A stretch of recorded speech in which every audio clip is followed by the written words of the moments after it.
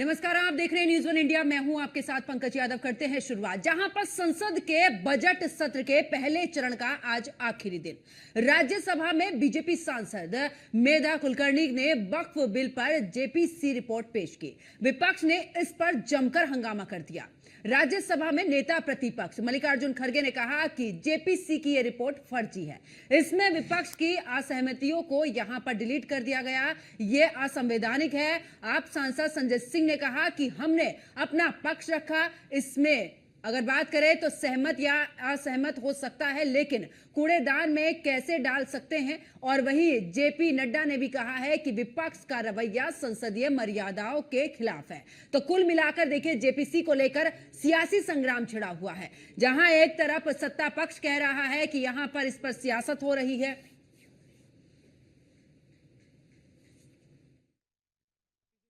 Non stake holders बाहर से बुला बुला के उनको जो होना, उन लोगों को खड़ा करके उनका स्टेटमेंट ले रहे।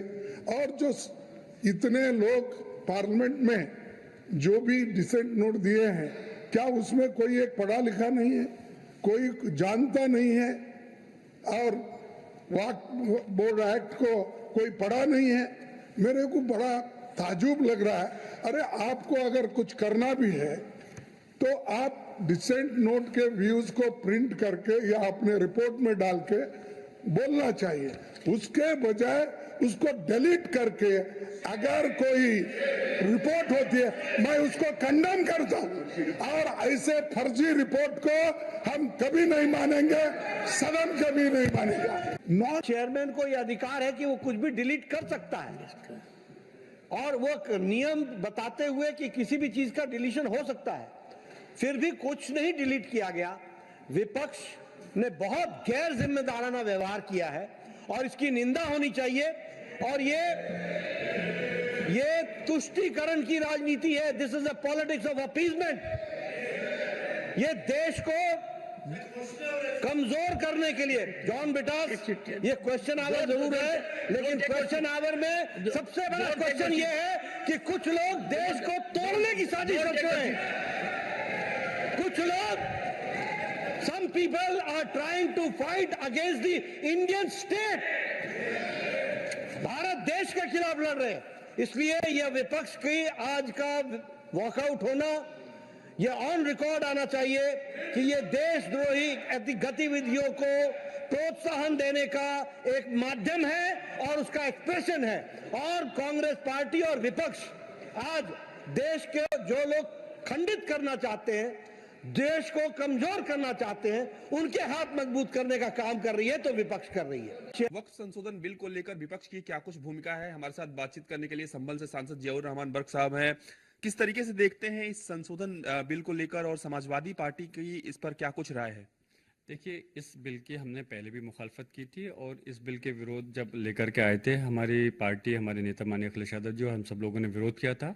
और हमारा विरोध करने का मकसद सिर्फ ये नहीं था कि इसको बीजेपी लेकर के आ रही है।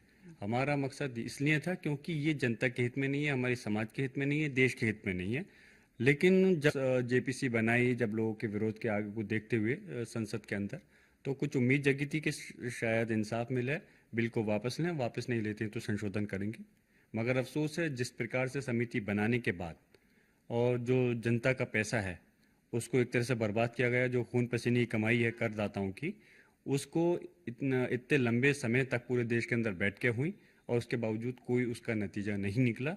और हम चाहते हैं कि अगर बनाई थी समिति, जेपीसी बनाई थी, तो उसमें लोगों की ईमानदारी के साथ में रिपोर्ट जो थी उसके आधार पर उसमें संशोधन किया जाना चाहिए था। लेकिन जैसा कि नहीं हुआ, इसलिए हम अगर अब आ जाएगा तो उसके पुरजोर तरीके से फिर से हमारी पार्टी इसका विरोध करेंगे। निश्चित रूप से कई बिंदु होंगे, लेकिन प्रमुख 1 से 2 बिंदु आप उस पर प्रकाश डालिए कि किस चीज को लेकर आप लोगों को इसको लेकर आपत्ति है। देखिए, जाहिर सी बात है, बिंदु तो कहीं है, लेकिन जैसे हम कहते हैं कि जो अधिकार सर्वे का है, सर्वे कमिश्नर को हटाकर कलेक्टर को दे रहे हैं, तो इस प्रकार से कहीं ना कहीं लोगों को और परेशान करने का मकसद है। जब सर्वे कमिश्नर के हिसाब से ही उसमें विलम्ब होता था, तो अब और ज़्यादा कलेक्टर को दे करके उसमें लटकाया जाएगा। और इसके साथ साथ हम कहते हैं कि जिस प्रकार दूसरे समुदाय के लोगों को वक्फ में शामिल करने की बात हो रही, तो कोई मकसद नहीं बनता।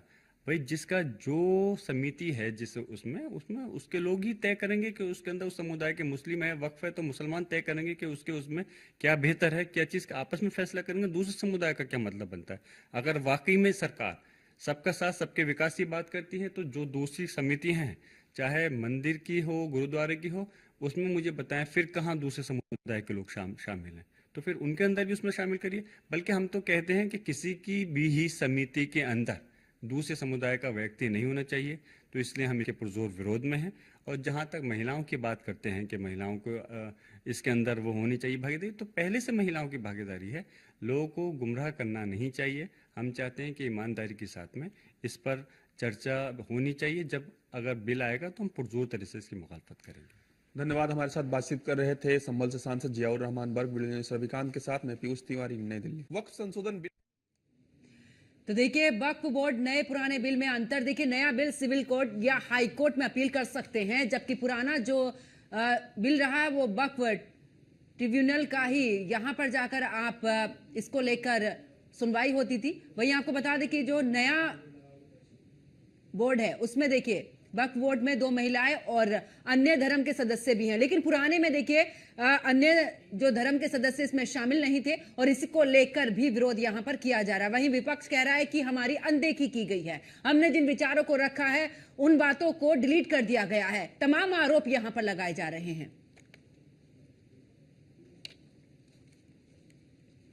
तो देखिए, वक्फ पर सियासी तकरार लगातार जारी है।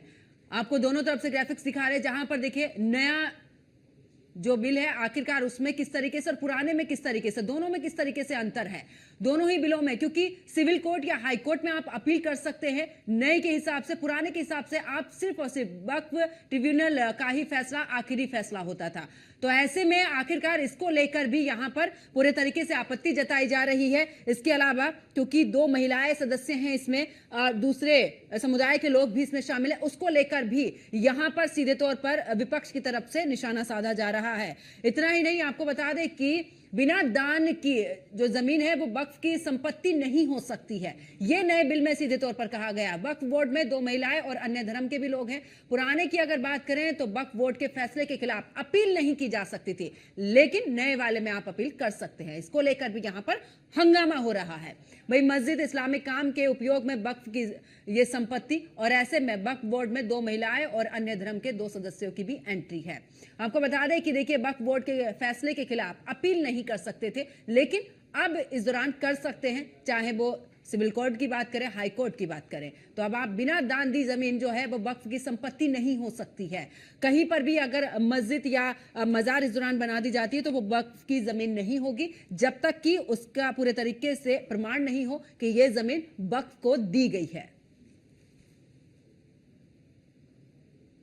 तो फर्जी रिपोर्ट को हम नहीं मानेंगे, मल्लिकार्जुन खड़गे की तरफ से सीधे तौर पर कहा गया है। विपक्ष की तरफ से आज हंगामा भी देखने को मिला है, जिसमें उन्होंने कहा है कि देखिए जिस तरीके से जबरदस्ती ये बिल लाया जा रहा है, इसको लेकर हम बिल्कुल नहीं मानेंगे।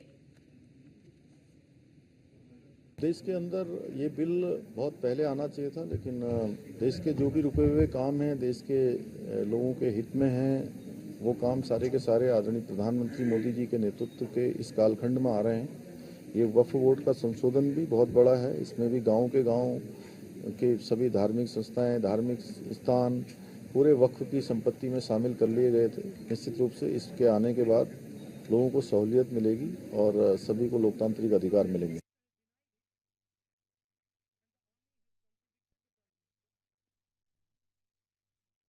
जिन्होंने कहा कि देखिए इससे कोई भी आपत्ति नहीं होनी चाहिए, लेकिन मल्लिकार्जुन खड़गे की तरफ से सीधे तौर पर कहा गया है कि विपक्ष के जो पक्ष है उसको हटाया गया है। संजय सिंह की तरफ से भी ये कहा गया है।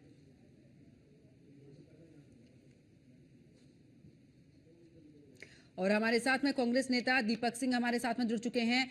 दीपक जी, देखिए जिस तरीके से इसका हंगामा आपकी तरफ से किया जा रहा है, सीधे तौर पर आरोप भी लगाए जा रहे हैं कि जो पक्ष है विपक्ष का वो नहीं सुना जा रहा है, उसको हटा दिया गया है। लेकिन अभी जिस तरीके से नया वक्फ बोर्ड है इसको लागू करने की बात, लेकिन ऐसे में देखिए तमाम मीटिंगें हुई हैं और आखिरकार आपत्ति आप लोगों को किस जगह पर है? देखिए, ये जो प्रवर समितियां बनती हैं, संसदीय कमेटियां बनती हैं, उनके अपने नियम होते हैं। लेकिन जिस तरह से सरकार, हमारी पार्टी, हमारे नेता कहते रहे हैं कि सरकार संविधान के अनुसार नहीं चलती। सरकार जो नियम है, जो कानून है, जो परंपराएं संसदीय व्यवस्थाओं की, उसके अनुरूप नहीं चलती है। सिर्फ अपने वोट बैंक के लिए काम करती है, वोट बैंक साध कर अपनी नाकामियों पर पर्दा डालने की कोशिश करती है। ये सब जानते हैं। उत्तर प्रदेश में बहुत सारे मामले हुए थे, यहाँ पर यूपी गोका बिल लेके आई थी यूपी सरकार, अभी तक पास नहीं हुआ। कई सारे ऐसे बिल लेके आए, अभी तक पास नहीं हुआ, उसको भारत सरकार ने रोक दिया था। क्योंकि ये सरकार हमेशा जो अभी तक इन्होंने कानून बनाए उसके भी औचित्य समझ में नहीं आए हैं। क्योंकि ये सरकार ऐसे मामले हैं जिसपे उत्तर प्रदेश की विधानसभा में वक्फ के मामले में ही भारतीय जनता पार्टी के विधायकों ने ही हंगामा काटा था। यहाँ की विधान परिषद में स्वयं भारतीय जनता पार्टी के प्रदेश अध्यक्ष उपेंद्र चौधरी जी ने ही प्रवर समिति को प्रस्ताव दिया था, सरकार सहमत नहीं है। तो लगभग कमोबेश वही पक्ष कांग्रेस पार्टी के रहे हैं कि कांग्रेस पार्टी का पक्ष था जिसपे सरकार राजनीति न करे। जो प्रवर समिति, जो संसदीय कमेटी के पास विपक्ष के मत आए थे, उसे भी सदन के पटल प्रस्तुत किया जाए, लेकिन सरकार मनमानी करती है, असंवैधानिक रूप से काम करती है। इस बात का कांग्रेस पार्टी विरोध करती है। इसमें दीपक जी, आप असंवैधानिक बात कह रहे हैं। संविधान में संशोधन तो कर सकते हैं ना, और अगर इससे फायदा मिल रहा है, महिलाओं को फायदा मिल रहा है, और इसमें दिक्कत क्या है? अगर आप जिस जमीन को आपने रखा है, उस जमीन का अगर प्रमाण मिल जाता है कि जमीन वक्फ की है, वो वक्फ के पास में है। जिस जमीन का प्रमाण नहीं मिल रहा है, जिसके बारे में बिल्कुल नहीं पता है, अगर वो उससे ली जाती है तो इसमें दिक्कत क्या है? अगर इस तरीके से इस पर काम होता है तो ये अगर हम कहेंगे, आप कहेंगे, ना कानून बन जाएगा ना बिगड़ जाएगा। इसी की बात तो हो रही है कि जो संसदीय कमेटियां बनती किस लिए हैं, संसदीय कमेटियों की नियम क्या है। मैं बहुत दिन तक संसदीय कमेटी का सदस्य रहा हूँ, चेयरमैन रहा हूँ, उसके एक नियम और परंपराएं होती हैं। सरकार उसकी बात तो हो रही, चाहे दूसरी पार्टी के सांसद रहे हों, चाहे कांग्रेस के सांसद रहे हों, कांग्रेस पार्टी के राष्ट्रीय अध्यक्ष रहे हों, यही बात तो की है कि जेपीसी में जिन सांसदों ने जो राय रखी थी उनकी राय को हटा दिया गया है। तो अगर रिपोर्ट में राय नहीं रखी जाएगी, संसद के पटल पर मेंबर ऑफ पार्लियामेंट की जो उसके बोर्ड के मेंबर हैं उनकी राय नहीं रखी जाएगी जेपीसी की, तो उसका औचित्य क्या बनता है? तो ये कुल मिला के सरकार का असंवैधानिक रवैया है। कानून बने, कानून अपना काम करे, वो दूसरी बात हो गई। सब चाहते हैं, हम भी चाहते हैं, हमारी पार्टी भी चाहती है, लेकिन जो संसदीय परंपराएं हैं और नियम कानून है उनका अनुपालन हो, कांग्रेस पार्टी भी चाहती है। देखिए, अब लेकिन सत्ता पक्ष की तरफ से चाहे जेपी नड्डा हो या किरण रिजिजू हो, उनका कहना है कि कुछ भी नहीं हटाया गया है और अब ये सबकी सहमति से ही ये बिल लेकर आ रहे हैं। लेकिन उसके बावजूद विपक्ष जो है यहाँ जबरदस्ती की राजनीति कर रहा है। देखिए, किरण रिजिजू जैसे लोग जो पहले बयान देते हैं हाँ मैं जंग की चोट कहता हूँ, बीफ खाता हूँ, कल के पलट जाते हैं। तो ये पॉलिटिकल लोग हैं, ये देश के काम नहीं करते, संविधान के काम नहीं करते। इनकी बातों का जो प्रमाण है लोकसभा देगी, और लोकसभा में प्रमाणित तौर पर जो कागज आते हैं वो पब्लिक डोमेन जाते हैं, वो सरकारी तथ्य होते हैं, मीडिया उन्हें प्रकाशित करते हैं। और आजकल तो सोशल मीडिया का दौर है, कुछ छुपता नहीं है, ना हमारे कहने से ना आप कहने से। तो वो भी पब्लिक डोमेन में चीजें हैं। पब्लिक डोमेन में लंबे लंबे पैरे के बहस हैं, महीनों पर इसकी दर्जनों से ज्यादा बैठकें हुई हैं, हर राज्य में बैठकें हुई हैं। तो तथ्य सामने आ गए हैं। सरकार कितना भी इस पे कर ले, अंत में सरकार को इसमें फिर से पीछे हटना पड़ेगा और जो तथ्य छुपाए हैं उसके लिए शर्मिंदा होना पड़ेगा। दीपक जी, अभी आपने जिक्र किया कि यहाँ पर वोट बैंक की राजनीति हो रही है, मतलब ये किस तरीके की राजनीति? एक तरफ तो बिल इस दौरान लेके आ रहे हैं, अधिकार उनका, तो देखिए राज्य सरकार की अगर बात करें, यहाँ पर राज्यसभा में भी देखिए वक्फ बिल पर जेपीसी की रिपोर्ट पेश, लेकिन ऐसे में विपक्ष का हंगामा देखने को मिला है। मल्लिकार्जुन खड़गे ने सीधे तौर पर कहा है कि देखिए यहाँ पर विपक्ष का जो पक्ष था उसको नहीं सुना गया है, और इसके साथ ही आपको बता दें कि संजय सिंह की तरफ से कहा गया है कि रिपोर्ट से उनका पक्ष ही हटा दिया गया है, लेकिन सत्ता पक्ष कह रहा है कि ये पूरी सहमति के साथ में आया है बिल। ऐसे में देखिए तमाम इसको लेकर राजनीति भी सामने आ रही है, जहां पर अलग अलग बयान सामने आ रहे हैं। असदुद्दीन ओवैसी का भी बयान सामने आया है कि ये पूरे तरीके से असंवैधानिक है, संविधान के हिसाब से देश चलता है। और बीजेपी नेता रोहित सक्सेना हमारे साथ में जुड़ चुके हैं। रोहित जी, क्योंकि अभी हमारे साथ में दीपक जी जुड़े थे, कांग्रेस नेता, उनकी तरफ से ये कहा जा रहा है कि आपने इस दौरान रिपोर्ट में सबको जोड़ा तो, लेकिन ऐसे में जो विपक्ष की तरफ से पक्ष था उसको आपने हटा दिया है। जी, वंदे मातरम। देखिए, कांग्रेस को पीड़ा होना स्वाभाविक है, क्योंकि ये वक्फ बोर्ड का जो जहर है ये कांग्रेस नहीं बोया था, और वक्फ बोर्ड की स्थापना क्यों करी गई थी, वक्फ बोर्ड के अंतर्गत कौन सी संपत्ति आती, ये मुझे नहीं लगता बहुत मुझे बताने की आवश्यकता है। बंटवारा आपने करा करके जो वहां के हिंदुओं की संपत्ति थी वो कहाँ गई? यहाँ के मुसलमानों की संपत्ति तो आपने संरक्षित कर दी वक्फ बोर्ड में, वहां के हिंदुओं की संपत्ति कहाँ गई? उसके लिए सरकार ने बात करी, कांग्रेस की सरकार थी ना भाई। जब आप एक तरफ एक व्यक्ति की संपत्ति संरक्षित कर सकते हैं तो दूसरी तरफ के लिए क्यों नहीं कह सकते? लेकिन क्योंकि देखिए, एक ये बंटवारे का जहर कांग्रेस को बोना था, हिंदू मुस्लिम का जहर इनको बोना था, जिसके तहत ये सारी राजनीति कर रहे हैं, तो उनको पीड़ा होना स्वाभाविक है, इसमें कोई बहुत बड़ी बात नहीं है। और मुझे एक बात बताइए, ये जो जेपीसी है इसमें क्या केवल भारतीय जनता पार्टी के सदस्य हैं? कांग्रेस की है ना? तो वो तो कह रहे हैं ना, सर्वसम्मति से वो कह नहीं, रहे आप हैं। समझिए ना, पहले मेरी बात समझिए ना। हाँ। आपको अगर ऐतराज होता तो आप कमेटी में जाते ही अपना ऐतराज दर्ज करते। अमेंडमेंट की बात नहीं कर रहा हूं मैं, अमेंडमेंट क्यों किया जाएगा? मुझे एक बात बताइए, अमेंडमेंट क्यों किया जाएगा? क्या वक्फ बोर्ड को अधिकार होगा? मतलब कंट्रोवर्शियल कानून देखिए कैसे है। आप एक जगह कहते हैं 1991 का वर्शिप एक्ट चलेगा, दूसरी बात वक्फ बोर्ड कह देता है कि सिद्धि विनायक हमारी जमीन पर है, कुंभ हमारी जमीन पर हो रहा है। तो कंट्रोवर्शियल नहीं है क्या ये? और ये कहां से अधिकार हो गया वक्फ बोर्ड को कि कभी भी आप किसी की भी संपत्ति कह सकते हैं कि हमारी है, और वो उसी के बराबर में आप कह रहे हैं नहीं। मतलब जहां आपको पीड़ा होती है कि जहां आपको मुस्लिमों का हित देखना होता है। अच्छा मुझे बताइए, वक्फ बोर्ड ने कितने गरीब मुसलमानों का भला कर दिया? मुझे एक जमीन बता दीजिए कि वक्फ बोर्ड ये बोले कि हमने इतने एकड़ जमीन आबाद करी है गरीबों को रिहाइश देने के लिए। ये सब तो हड़प लेते हैं, जो बैठता है ऊपर आकर के वो अपने मुतलबी जहां पे डाल करके जमीन हड़प लेता है। तो कांग्रेस को पीड़ा होना स्वाभाविक है, उसमें मुझे कोई अतिशयोक्ति नहीं, और पीड़ा होती रहे और वक्फ बोर्ड हटना चाहिए और बिना किसी मतलब अमेंडमेंट के हटना चाहिए, इसमें कोई दो राय नहीं है। वो तो कह रहे हैं कि आप लोग राजनीति कर रहे हैं, वोट बैंक को साधने की कोशिश कर रहे हैं, और यही वजह है कि कौन सा इस वोट तरीके बैंक से साध रहे हैं, जो मैडम? पक्ष रखा गया था उस पक्ष को आपकी तरफ से डिलीट कर दिया जा रहा है। नहीं, वो पक्ष कौन नहीं सा- सामने कौन लेके आ सा- रहे हैं आप। कौन सा वोट बैंक साध रहे हैं हम? मुझे बताइए। मुसलमानों की जितनी दुर्व्यवस्था आज है ना, ये कांग्रेस के चलते है मैडम। कभी अपने रिपोर्टर्स भेजिएगा मुस्लिम एरिया में, क्या शिक्षा का स्तर है उनके, क्या रिहायश का स्तर है, आप देखिएगा। मतलब जानवरों की जिंदगी जी रहे हैं, और ये कांग्रेस की देन है कि 100 रुपए 150 रुपए रोज पाके वो 2-2 3-3 4-4 लोगों का परिवार पाल रहे हैं। उनको शिक्षा से दूर रखा है इन्होंने राजनीति के तहत, ताकि उनको वोट बैंक की तरह इस्तेमाल करते रहे और भीड़ की तरह इस्तेमाल करें।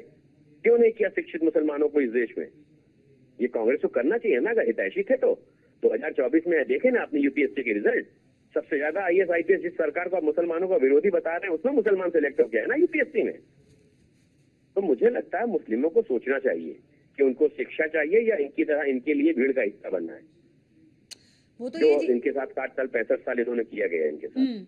वो तो कह रहे हैं कि ये संवैधानिक तौर पर नहीं है। बार बार बीजेपी संविधान को लेकर कहती है कि संवैधानिक तौर पर, लेकिन खुद ही संविधान से खिलवाड़ करती है, सीधे तौर पर आरोप लगा रहे हैं। मैम आप सोचो, बड़ा अजीब सी बात है, संविधान का हवाला कौन दे रहा है? सोचिए ना, संविधान का हवाला कौन दे रहा है? जो संविधान के साथ सबसे ज्यादा खिलवाड़ किया। आप चुनाव हार जाते हैं, आपको हाईकोर्ट कहता है कि नहीं आप अयोग्य हैं, आपने इमरजेंसी लगा दी। आप संविधान की बात करते हैं, आपने बाबा साहब डॉक्टर भीमराव अम्बेडकर को तो भारत रत्न 90 में मिला, किसकी सरकार में मिला ये भी देख लीजिए, लेकिन इंदिरा गांधी ने 1971 में ले लिया। आप सोचिए ना, ये संविधान की बात कर रहे हैं। संविधान का सबसे ज्यादा हनन किसने किया है? संविधान की बात इनके मुंह से शोभा देती है क्या? ये संविधान की बात कर रहे हैं, कोर्ट का निर्णय उठा करके इन्होंने बदल दिया था। तो फिर ये तो गलत बात है ना। अगर आप संविधान की बात करें तो आपको देख के आना चाहिए आपने पीछे क्या किया है। संविधान की बात अगर आप करते ना मानता, जैसे आपने यहाँ मुसलमानों की संपत्ति संरक्षित करी वक्फ बोर्ड ने, वैसे आप पाकिस्तान में कहते, पाकिस्तान आपने ही बनाया था ना, पाकिस्तान अपने आप से नहीं बन गया था। आपको अपनी कंडीशन रखनी चाहिए थी ना कि यहाँ जो हिंदुओं की संपत्ति वो भी संरक्षित होनी चाहिए, क्यों नहीं हुई? आप संविधान की बात कैसे कर भी सकते हैं? आप इतिहास के पन्ने अगर मैं खोलना शुरू करूंगा ना तो इनकी हालत खराब हो जाएगी। संविधान का सबसे ज्यादा शोषण, सबसे ज्यादा हमारे सरकारें किसने बर्खास्त करी, आप इतिहास उठा के देख लीजिए। ठीक है, 10 बहुत साल बहुत के शासनकाल में शुक्रिया रोहित जी हमारे साथ जुड़ने के लिए, अपना पक्ष रखने के लिए, और दीपक जी आप भी हमारे साथ में जुड़े, आपका भी बहुत बहुत शुक्रिया अपना पक्ष रखने के लिए। तो देखिए, वक्फ पर अब जो वक्फ बोर्ड है उसको लेकर सियासी तकरार शुरू हो चुकी है। सदन की अगर बात करें तो विपक्ष की तरफ से हंगामा किया गया है, और इस दौरान मल्लिकार्जुन खड़गे हों या फिर संजय सिंह हो, तमाम विपक्षी नेताओं ने कहा है कि यहाँ पर उनकी तरफ से जो पक्ष रखा गया था विपक्ष की तरफ से, उसको हटा दिया गया है, और यहाँ पर पूरे तरीके से राजनीति की जा रही है, एक वोट बैंक को साधने की कोशिश यहाँ पर की जा रही है। मेरे साथ फिलहाल इतना ही। आप देखते रहिए न्यूज़ 1 इंडिया। नमस्कार।